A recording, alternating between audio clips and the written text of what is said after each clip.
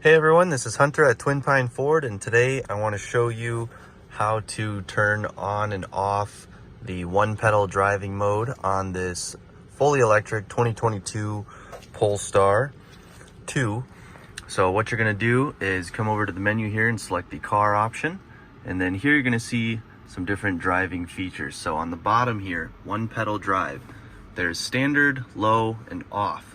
So when it's off, it's going to drive like a normal car. It's going to slow down via coasting whenever you take your foot off the accelerator.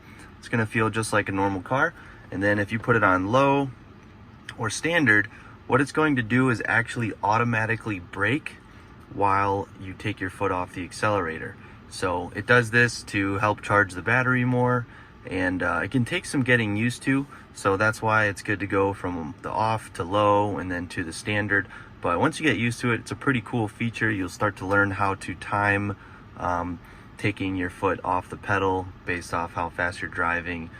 You'll be able to take it off at the right time to slow down to come to a complete stop wherever you're looking to come to a stop. Obviously still use the brake pedal and adjust here and there, but that's just a really cool feature that this fully electric Polestar 2 has. PA's #1 Ford store, Twin Pine Ford.